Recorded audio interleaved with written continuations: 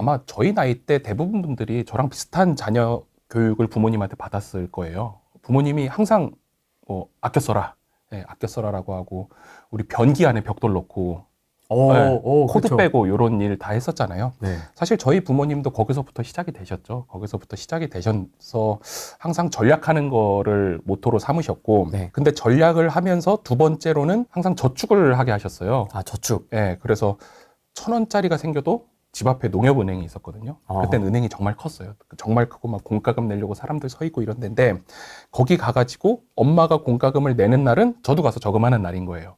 근데 은행을 거의 일주일에 한 번씩 갔다고요. 왜냐면 그때는 월급도 아버지가 노란 봉투에 이렇게 노란 현금으로 가져오잖아요. 그럼 그것도 넣어야 되고 하니까 가스비도 내, 전기료도 내 이럴 때마다 가가지고 1,000원씩, 2,000원씩 계속 저금을 한 거죠. 그러니까 기본적으로 우리 전략하는 습관 배우고 저축하는 습관을 배운 거예요. 거기 두 개까지 배우고 여기까지가 아마 일반적인 분들이실 거예요. 그렇죠. 아마 저축까지도 안 오시는 분들도 계시겠지만 이제 세 번째로 좀 발전이 된 게 맨날 내가 하다 보니까 나는 돈도 못 쓰고 애들은 그 100원짜리 뽑기 이거 돌리는 거 많이 하잖아요. 네. 그게 너무 하고 싶은 거예요. 그래가지고 유치원 때 그걸 한번 돌렸어요. 재밌는 거예요. 그래서 어머니한테 한번 얘기를 했죠. 어머니가 그때 또 뭘 하고 계셨느냐. 집에서 예전에는 부업이라는 거 많이 했어요. 부업. 그러니까 뭐 샤프 조립하는 거, 박스 접는 거, 우리 그 예전에 영화 기생충 보면은 피자 박스 접잖아요. 그런 일을 저희 집에서 했었거든요. 부끄러운 과거지만 그때는 뭐 그런 게 흔한 일이었으니까. 네. 그래서 박스 접는 엄마한테 얘기를 했더니 그래라 이렇게 해가지고 한 번 뽑고 두 번째 또 갔어요. 원하는 게 안 나와서. 근데 또 갔는데 또 이상한 게 나온 거야.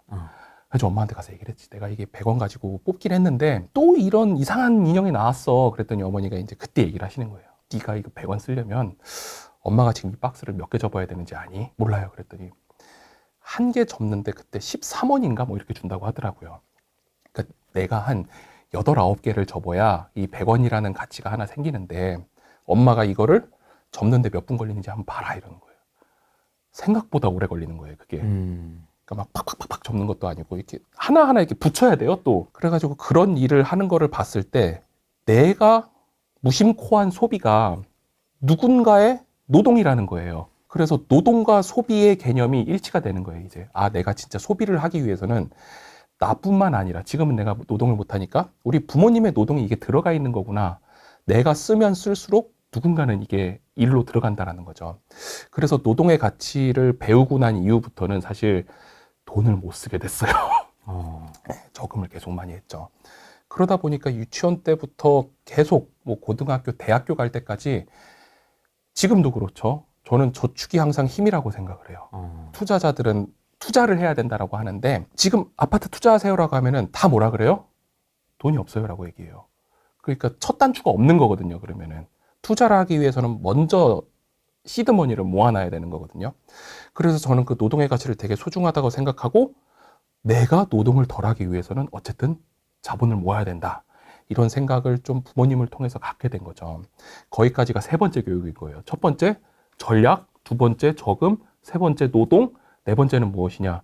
그렇게 통장에 돈이 모았을 때 곧 중학교 때인가 어머니가 살짝 말을 건네요. 아파트 청약 넣을 건데 너 통장에 몇 천만 원 있잖아. 같이 하자. 돈을 좀 보태라. 중학교 때요? 네. 뭘 놀라시는 거예요? 중학교 때 청약하는 거 놀라시는 거예요? 아니면은 1,000만 원 있는 게 놀라시는 거예요? 둘 다요. 그게 모아져요. 와. 그때 되게 어린 나이였음에도 왜냐하면 우리 저라면 10,000원씩 받고 뭐 이런 거 하잖아요. 그럼 저를 1,000번 해야 돼요. 어렸을 때부터 저희 어머니는 용돈을 다른 사람한테 애기 줘 이러면서 받잖아요. 그럼 그거를 다 줬어요, 저를. 진짜로? 네, 진짜로 다 줬어요. 뒤에서 회수하지 않고? 절대 회수 안 했어요. 그리고 돈을 관리하는 것도 네가 해봐라. 항상 네가 해라. 그 애기한테? 애기한테. 와. 그럼 애기 모르고 아까처럼 막 뽑기 하는 거예요. 근데 뽑기 하면은 야, 너 이거 돈 아깝게 왜 했어? 이게 아니라 알려주는 거예요. 네가 이거 뽑기를 함으로 인해서 어떤 기회비용이 사라지는지를 한번 봐라. 그게 경제교육의 기초거든요. 그래서 그렇게 가르쳐주고 투자를 가르쳐주는 거예요. 그래서 내가 이 집을 살 때 너 얼마 보태고 니네 형도 얼마 보탤 거다. 저희 형도 똑같은 교육을 받았으니까. 중학교 때? 네. 그래가지고 그때 이제 처음 시작을 한 거죠. 그러고 나서 그 집 팔 때 또 돌려줬어요. 돈을 이자를 쳐가지고. 와, 그럼 온 가족이 같이 힘을 모아서 이렇게 네, 그렇죠. 청약을 하고 네, 그 집에 살고 살고 네. 또 배분하고 배분하고 우와. 팔았을 때 배분하고 이런 교육이 계속 있었다라는 거예요. 야, 그 당시에. 네, 그 당시에. 야, 그게 쉽지 않은데. 네. 그 당시에는. 저희 어머니도 그렇고 아버지도 그렇고 조금 철저했어요. 그런 부분이. 네 돈은 네 돈이고 내 돈은 내 돈이다. 네가 하고 싶으면 하는 거고 안 하고 싶으면 안 하는 거다. 근데 이자만큼 내가 쳐줄게. 근데 부모 자식 간에 그런 관계가 있다 보니까 돈을 빌려도 명확히 또 갚아야 되는 게 저희 집이거든요. 그러니까 돈 한 장 한 장이 다 소중한 거예요, 저한테는. 부모 자식 간에서도 괜히 막 손 벌리는 것보다 뭔가 왔다라면 가야 되는 거고. 근데 이게 계속되니까 경제적으로도 우리 인간관계를 맺고 친구 관계에서도 비슷하다라는 생각이 드는 거예요. 내가 뭘 하나 받으면 줘야 되는 거고, 또 줬으면 받아야 되는 거고, 투자를 했으면 수익을 받아야 되는 거고, 노동을 했으면 예, 그 월급을 받아야 되는 거고. 이게 정말 자연스러운 자본의 논리거든요. 그리고 돈을 벌려면 그만큼 힘들어야 되고. 근데 자본의 정말 자연스러운 논리인데 사람들은 이거를 이렇게 생각 안 해요. 쉽게 돈 벌고 싶고, 예, 싸고 좋은 거 갖고 싶고, 안정적인데 수익률 높은 거 갖고 싶고. 그럼 그게 기본 경제 논리에 우선 안 맞는 거거든요. 근데 많은 분들이 그런 생각을 하면서 부동산 시장에 진입을 하다 보니까 이런 상품이 뭐가 있겠어요. 기회비용을 안 따지는 상품들이거든요.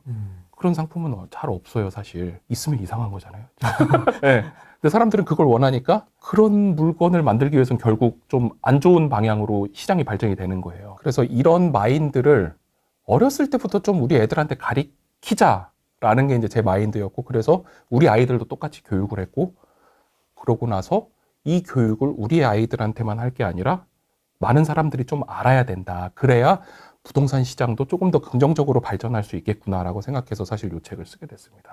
이게 아마 저희 시청자분들은 되게 잘 네. 교육을 하고 계시겠지만 일반적으로 저희가 TV에 나오는 네. 뭐 이렇게 가족 간의 불화 솔루션 맞아요. 해주는데 보면 그 경제 교육과 관련돼서 충돌나는 부분이 굉장히 많더라고요. 네. 생각보다 많더라고요. 맞아요. 그 용돈을 주고 받고 네. 하는 거나 집에 노동을 제공을 하고 뭐 네. 보상을 받는다라든지 뭐가 하고 싶은 게 생겼다라든지 했을 때 이제 부모와 자식 간의 이제 자식 간에. 갈등, 네. 충돌 이런 게 좀 적지 않더라고요. 어렸을 때보다 나이가 들면은 더해요, 사실.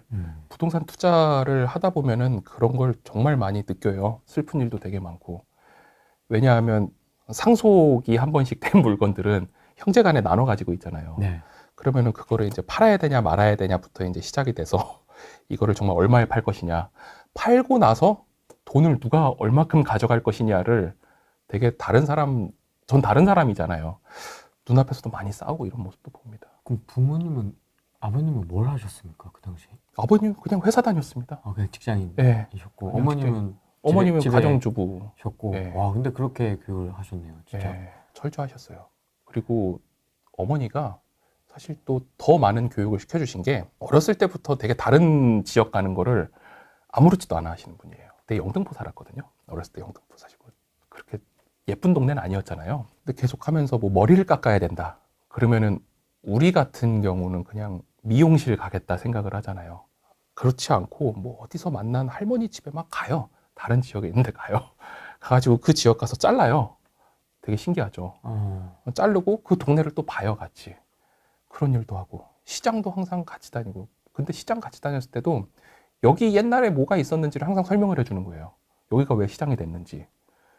그리고 어머니가 또 그런 일도 많이 하셨어요. 뭐 집 부업 같은 걸 부업도 하셨으니까 뭐 우리 집에 고치는 것도 있었고 뭐 페인트 칠도 하고 이런 것도 가끔 하셨거든요. 그러면은 항상 참여를 시키는 거예요. 네가 좀 섞어봐라. 밑에서 섞고 있고 어머니 칠하고 그런 것도 봤었고 여러 가지 동네 집을 정말 많이 구석구석 데리고 다녔던 것 같아요. 또 지방도 항상 가보려고 하고. 근데 그때 차가 없으니까 그거는 한 중학교 이후 때 일이 됐는데 항상 어딜 나가려고 그러고 보여주려고 그러고 그런 게 몸에 되게 배어 있으신 분이었어요. 레고가 갖고 싶어서 집 앞에 예전에 연금마트라고 있었거든요. 아마 연세 있으신 분들은 연금마트 할 거예요. 연금마트에서 레고를 팔았어요. 장난감 코너에 가가지고. 갈 때마다 이제 그때 한 초등학교 저학년 유치원생이 됐으니까 저거 팔지 마라. 내가 언젠간 돈 모아서 산다. 이런 얘기를 계속 했죠. 그래서 어머니한테 나 저거 사고 싶다라고 했더니 이제 안 돼.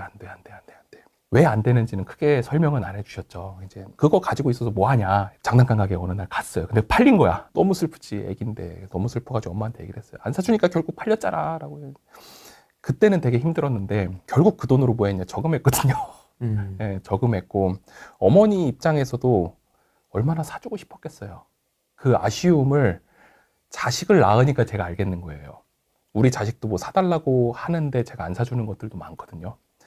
너무 사주고 싶죠. 다른 애들 다 갖고 있는데. 근데 일부러 안 사줬겠구나라는 거를 자식을 낳고 느끼는 거예요.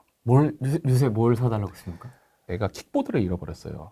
예, 킥보드를 잃어버려가지고 그거를 한참 찾으러 다녔는데 결국 못 찾았어요. 그러니까 이제 아이 입장에서는 사줬으면 하는 거죠.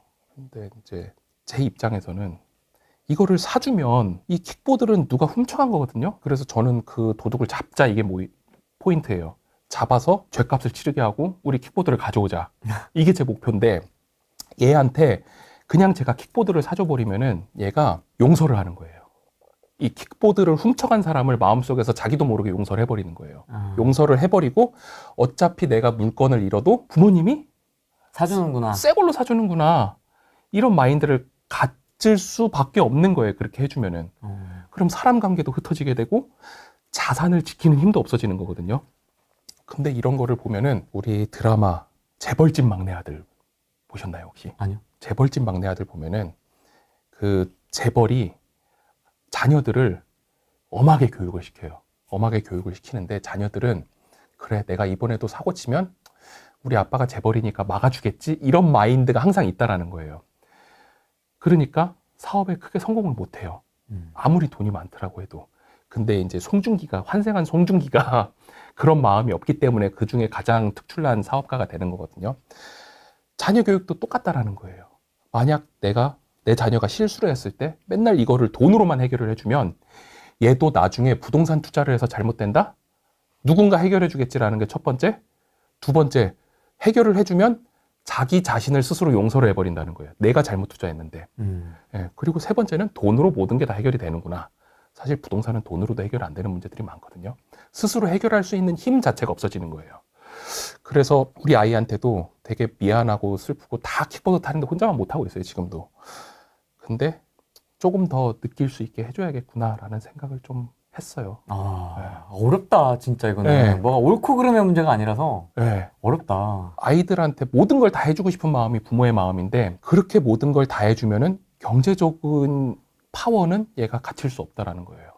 물론 친구들 사이에서 나 돈 많아라는 파워는 줄 수 있겠지만 혼자 남았을 때, 진짜 혼자 남았을 때 얘는 어떻게 살아갈 수 있을까?